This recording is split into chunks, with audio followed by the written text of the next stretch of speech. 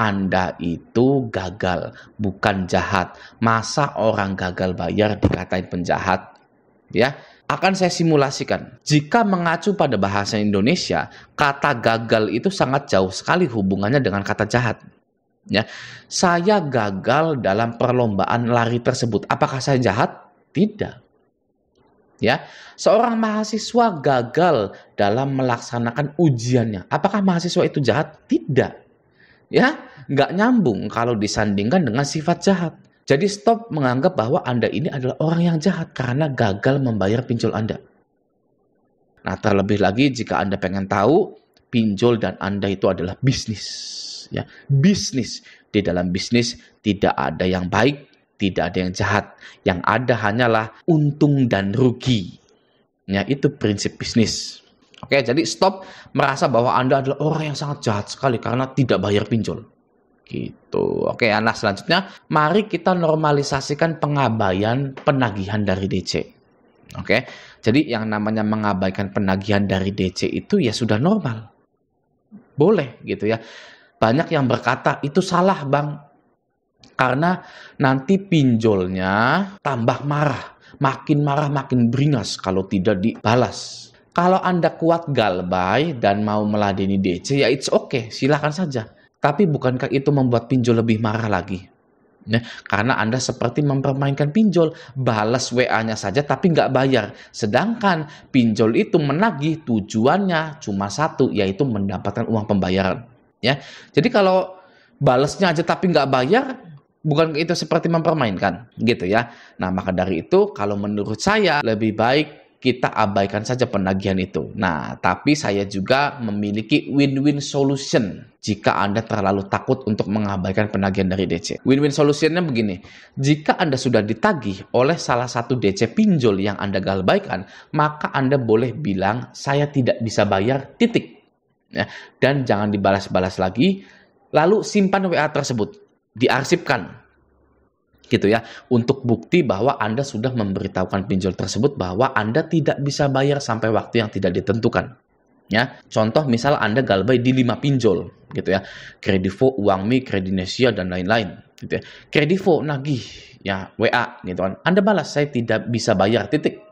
Udah, gitu ya. Mau ada yang nagih lagi, mau ada yang nelpon dan lain-lain, boleh Anda abaikan karena Anda sudah memberitahukan kepada pihak Kredivo melalui DC tersebut. Lalu ada lagi Uangme, gitu sama seperti itu. Ya, jadi jika itu membuat Anda tenang bahwa Anda itu nasabah yang kooperatif, gitu ya, sudah memberitahukan pinjol bahwa Anda itu tidak bisa bayar, ya silakan saja, gitu ya. Anda boleh seperti itu, asalkan stay galbay seperti itu. Tapi kalau saya pribadi sih ya mending gak usah direspon sama sekali, gitu ya, karena sudah niat galbay pol. Kalau saya itu ya bangkrut kan pinjol yang ada di Indonesia, ngapain balas-balas lagi, gitu. Kalau saya pribadi, gitu. Oke ya. Nah, selanjutnya putus semua komunikasi Anda dengan pinjol-pinjol tersebut. Ya, sumber masalah kedua dari pinjol itu adalah membaca dan meresapi penagihan dari DC pinjol. Ya, yang membuat seseorang bunuh diri karena pinjol itu kalau menurut saya 90% dari penagihannya, bukan hutangnya. Silakan Anda cari kasus bunuh diri di pinjol, pasti karena penagihannya. Ya, terakhir kali ya ada nasabah yang ditagih oleh ada kami dikirimi GoFood dan lain-lain, ya dipermalukan di kantor dan lain-lain. Ya, itu dia kayaknya ya bisanya bunuh diri itu karena penagihannya, bukan karena hutangnya. Ya, kalau saya nih ya yang pengalaman gagal bayar di pinjol, hutang di pinjol itu saya ini hanya butuh waktu saja ya untuk melunasinya, gitu ya. Saya butuh waktu 3 bulan lagi atau 3 kali gajian lagi baru saya bisa nih ya melunasin semua pinjolnya. Saya hanya butuh waktu lebih banyak lagi, gitu. Tapi DC pinjol ini sehari Anda telat, ya sama dengan yang lainnya, ya binatang. Gitu kan, Anda itu dianggapnya binatang oleh DC pinjol ini, binatang yang harus dipecut kalau enggak binasakan. Ya karena tidak mau membayar pinjol, gitu ya. Padahal ya makanya banyak yang bunuh diri ke pinjol. Gitu kan, karena penagihannya. Jadi saran saya putus semua komunikasi Anda dengan pinjol-pinjol tersebut, mulai dari emailnya, WA-nya, teleponnya, SMS-nya, ganti semua. Ya ganti gitu kan. Sosmednya juga Anda ganti, jangan pakai nama asli. Udah beres. Nah, jadi mari kita sambut bulan April ini dengan semangat galbay yang lebih membara lagi. Oke, nah akhir bulan ini stop bayar pinjol Anda. Harus kompak, harus satu suara semua rakyat Indonesia. Ya, konsumen boleh galbay, tidak ada undang-undangnya. Pinjol tidak boleh memaki-maki, menghina, dan lain-lain. Nah, sekarang mari kita perkuat lagi tentang hal tersebut. Oke, yang pertama di sini di Undang-Undang Perlindungan Konsumen gitu kan ya, dari Undang-Undang P2SK gitu ya. Nah, ini ada artikel dari BI langsung ya, dari bi.go.id gitu ya. Nah, penerbitan Undang-Undang Nomor 4 Tahun 2023 tentang pengembangan dan penguatan sektor keuangan UU P2SK merupakan upaya pemerintah untuk memajukan kesejahteraan umum melalui reformasi sektor keuangan Indonesia. Salah satu isu yang mendorong penerbitan UU P2SK adalah masih rendahnya perlindungan konsumen dalam sektor keuangan. Gitu. Nah, karena BI ini atau pemerintah ini menyadari bahwa masih rendah perlindungan konsumen dalam sektor keuangan, maka diluncurkan UU Nomor 4 Tahun 2023 tentang pengembangan dan penguatan sektor keuangan, gitu ya. Yang artinya pemerintah sekarang sedang gencar-gencarnya untuk melindungi konsumen di sektor keuangan. Oke, saya tidak mengada-ngada. Ini langsung dari BI-nya. Gitu. Wah, mengada-ngada bang, masa sih pemerintah mau melindungi konsumen pinjol apa ini? Ya, ini artikel dari BI-nya gitu ya. Pemerintah tahu rendahnya perlindungan konsumen dalam sektor keuangan di Indonesia, maka dari itu diterbitkanlah UU Nomor 4 Tahun 2023. Nah, kembali seperti di awal.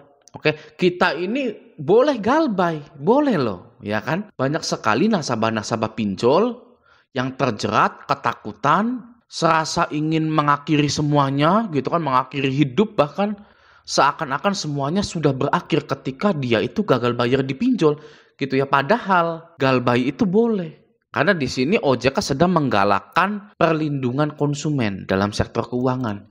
Gitu ya. Saya harap tidak ada lagi korban-korban selanjutnya di pinjol ini.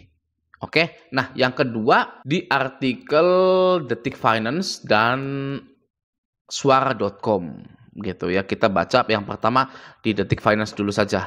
Nih ya, kita scroll paling bawah. Nah, di sini contoh kasus perilaku petugas penagihan. Contohnya ada peminjam pinjol, P2P lending, perjanjian kredit karena belum membayar, dia melakukan penagihan secara agresif, kata kasar, ancaman dan lain-lain yang tidak sesuai dengan kode etik. Ini bisa dipidana berdasarkan pada pasal 306 P2SK tadi, kata Tongam L. Tobing. Tongam L. Tobing adalah pejabat OJK. Nah, ini yang sedang digodok nih, digalakan oleh pemerintah ini ya.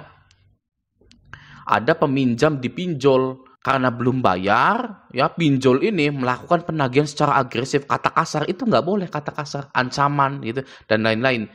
Oke, ini bisa dipidana berdasarkan pada pasal 306 P2SK tadi.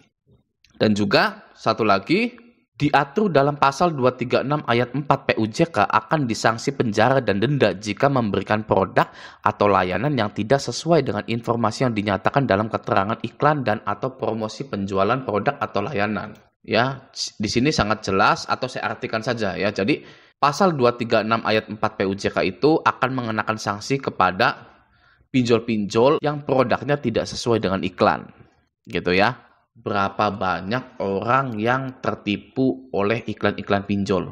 Seperti pinjam 3 juta, balikinnya 3 juta 100 dalam 3 bulan. Itu kan bohong sekali. Di iklannya sih bunga murah, bunga ringan. Ya, pasti Anda sangat familiar sekali dengan yang namanya iklan-iklan di pinjol. Ya, yang menipu itu bunga ringan. Bunga kita di ringan hanya 0,000. Waduh. Ya sudah seperti tarif XL di tahun 2006 gitu ya. Telepon ke sini hanya 0,0001 rupiah saja. Ya nggak boleh, di sini sudah ada nih ya. Pasal 236 ayat 4 PUJK akan disanksi penjara dan denda jika memberikan produk atau layanan yang tidak sesuai dengan informasi yang dinyatakan dalam keterangan iklan atau promosi penjualan produk atau layanan. Oke? Apakah Anda termasuk orang yang tertipu? Ya, saya juga termasuk orang yang tertipu. Ya, semua konsumen pinjol, saya yakin 100% itu orang yang tertipu iklan-iklan bunga rendah 0,001%, tenor panjang, ya, tenornya itu bilangnya 90 hari, pinjam 2 juta balikinnya 90 hari. Tapi di hari ke-14 harus melunasi 99%-nya. Ya, harus balikin 1.960.000. 40 ribunya itu ya sudah dicicil sampai 90 hari. Itu kan gila. Ya, nah ini seperti itu. Ya, pasal tadi itu mana nih ya? Pasal 236 ayat 4 PUJK. Itu karena tidak sesuai nih ya, sesuai dengan informasi yang dinyatakan dalam keterangan iklan dan promosi gitu. Oke, selamat ya. Nah, semoga video ini bermanfaat. Sampai jumpa di video selanjutnya.